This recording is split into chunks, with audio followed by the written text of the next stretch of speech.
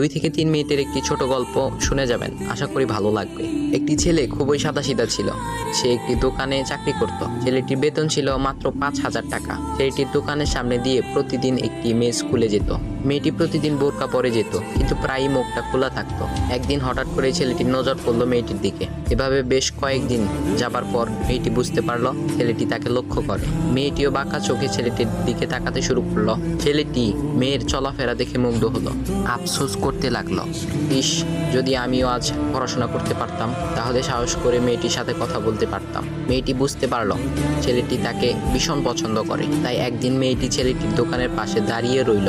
তখন ছেলেটি দুপুরের খাবার খাওয়ার জন্য দোকানের বাইরে আসে। সে চায়ের দোকানে গিয়ে 5 টাকার একটি রুটি খেয়ে পানি পান করে আসতে লাগলো। তখন মেয়েটি তার কাছে গেল। তুমি ভাত খেলে না, রুটি দিয়ে পেট ভরবে? তখন ছেলেটি মেয়েটিকে দেখে অবাক হয়ে গেল। তখন ছেলেটি বলল, আমি ভাত খেলে আমার মা, বাবা আর ছোট বোনকে কি খাওয়াবো? মেয়েটি শিক্ষিত, তাই অল্পতেই বুঝে গেল।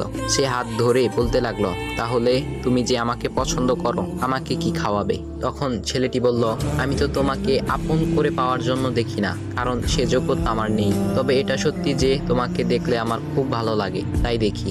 মেয়েটি ছেলেটির কথা শুনে চোখের পানি ধরে রাখতে পারলো না। সে বুঝে গেল ছেলেটির চরিত্র ও ভাবনা অনেক সুন্দর। সেদিন মেয়েটি চলে গেল। বাসায় গিয়ে রাত্রিবেলা মেয়েটি অসুস্থ হয়ে পড়ল। পরে তাকে ডাক্তারের কাছে নিয়ে আসা হলো।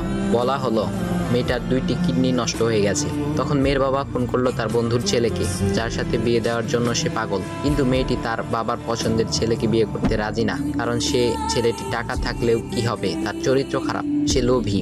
এদিকে মেয়েটির কোনো লোভ ছিল না। যাই হোক, হবু জামাই আসার পর তাকে সব খুলে বলল, তোমার থেকে একটি কিডনি খুলে আমার মেয়েকে দাও। তুমি তো বলছো আমার মেয়েকে তুমি অনেক ভালোবাসো, তাকে পেলে তুমি ভালো হয়ে যাবে, তাহলে আজ পরীক্ষা দাও। তখন ছেলেটি বলল, আমি আপনার রোগা মেয়েকে বিয়ে করতে পারবো না।